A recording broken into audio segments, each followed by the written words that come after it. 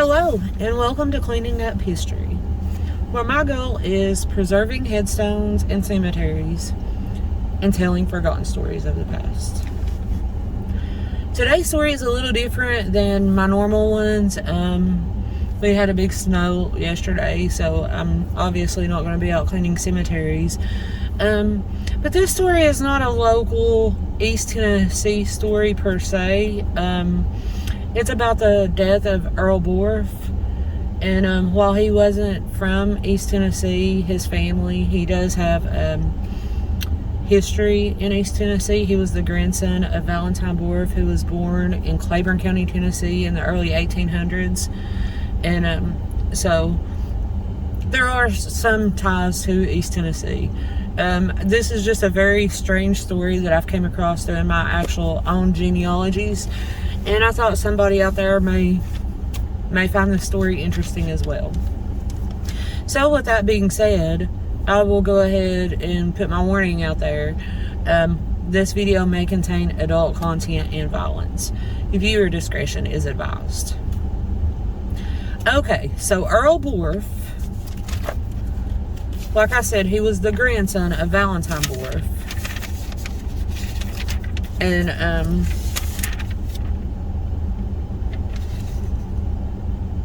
Valentine was actually born in 1816 in Claiborne County, Tennessee. And then Earl was born in 1887 in Mercer County, Illinois. And he had a twin brother named Everett Milton Boruff. The Boruff family, they migrated from Germany in the early 1700s, and they settled in Pennsylvania. And then during the Great Migration, some of them came down to East Tennessee and settled, and had several children. They were farmers, and they all had quite large families. And then sometime in the 1800s, some branches of the Boruff family, they migrated to Illinois. And Earl's father was one of the ones that went to Mercer County, Illinois. And so that's where they settled and lived and raised their families. Now, Earl, he was born in 1887, and he lived in Joy, Illinois, up until around 1920. Now, I know he was still there in 1920. He was in the census records.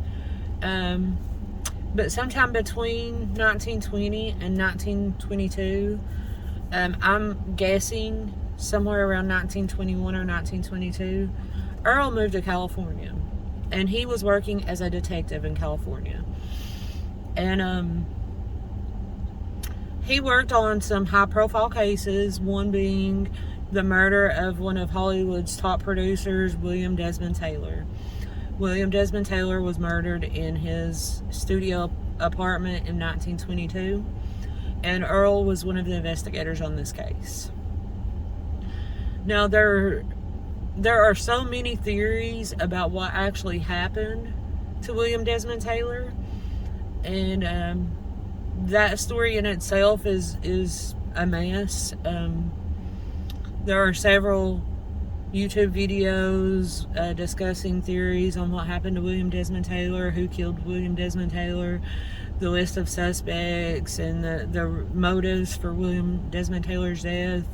I came to the conclusion that it was all just one strange series of events. William Desmond Taylor actually had moved to Hollywood and changed his name after abandoning his wife and small daughter in New York City.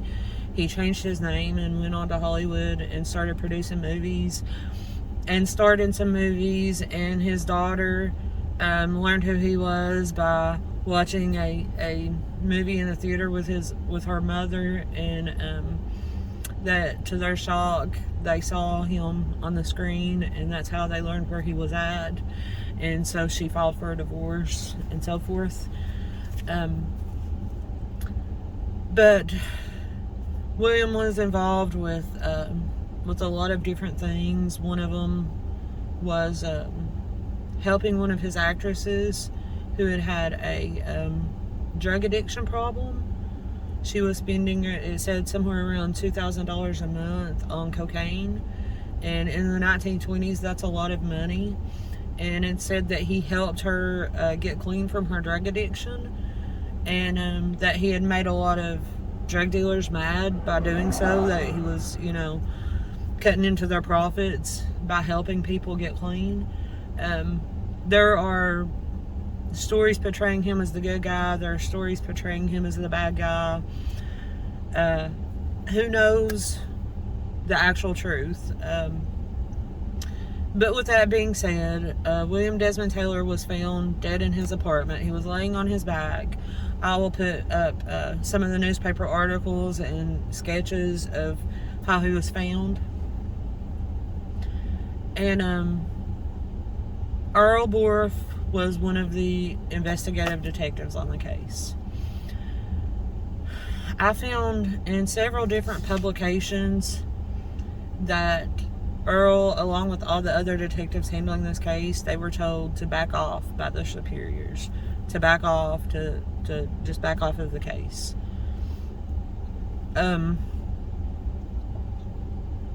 Earl was also involved with investigating some wrongdoings by some city officials in the Long Beach area.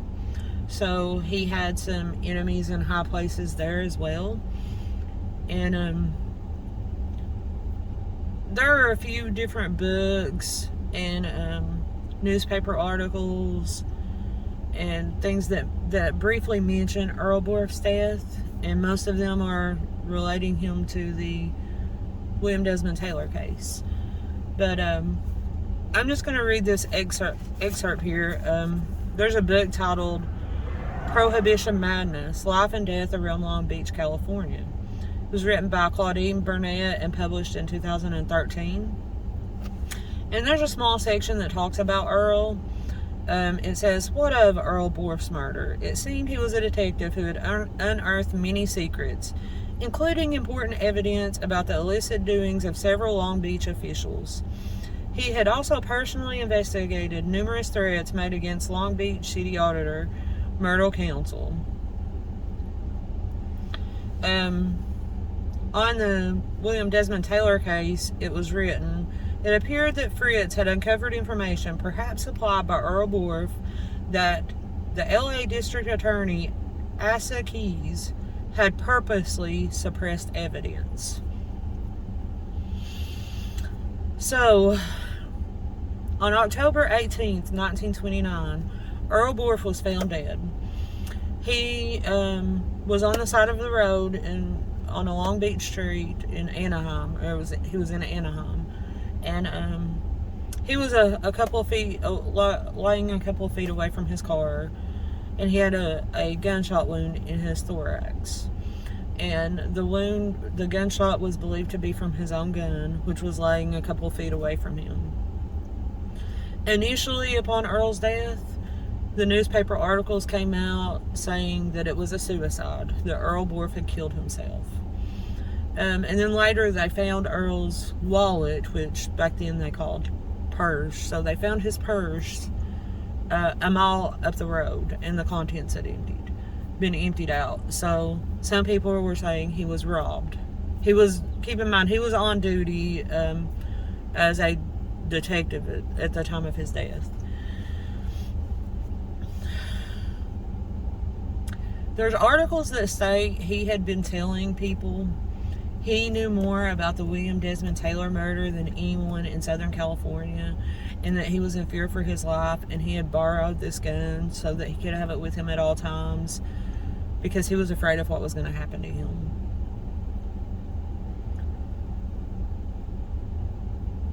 Earl's death was never solved. His death certificate states that his cause of death was either suicide or accidental. William Desmond Taylor's murder was never solved. There's a whole big list of suspects and possible motives. And then years later, there was a confession by an actress named Margaret Gibson, who on her deathbed, she was dying, and she confessed to killing him. She wasn't involved with him at the time of his murder, but she had worked with him prior to. So it's possible that, you know, Margaret Gibson murdered Desmond Taylor. But all the circumstances around all these deaths in Long Beach area are just so strange. William Desmond Taylor is one of Hollywood's first unsolved murder cases, and it was unsolved on purpose, it seems, when you talk to all these detectives. There's actually a video, you can pull it up on YouTube, where they interviewed one of the detectives who was still living in the 80s that was talking about William Desmond Taylor case.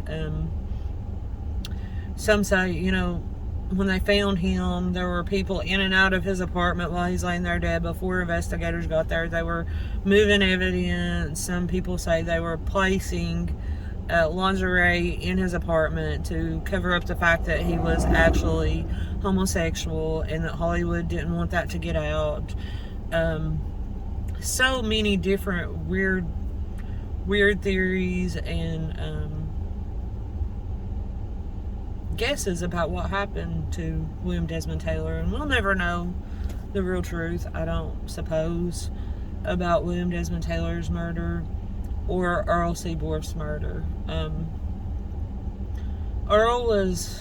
His body was taken back to Joy, Illinois, where he was buried, and I found his memorial on Find a Grave, but there are no photographs of a headstone, so either he doesn't have a headstone or it's just not been photographed. And I'm a little unclear on his actual family. There's several family trees that show him with a wife and a son. I can't find evidence of a son. I did find an article where his wife had stated that she didn't feel safe in California and she moved back to Illinois, and this was before Earl's death. So that is the case of Earl Boruff's mysterious death. We probably will never know what happened to Earl, but I will put up all these newspaper articles. There are a lot of them. In the description box below, I'm going to list all my sources for all of these articles. And if you like the content of my channel, please don't forget to hit the subscribe button down below. And if you like this particular video, share it with your friends on social media. And that's all I've got for today. So, thank you guys for watching, and I will see you next time.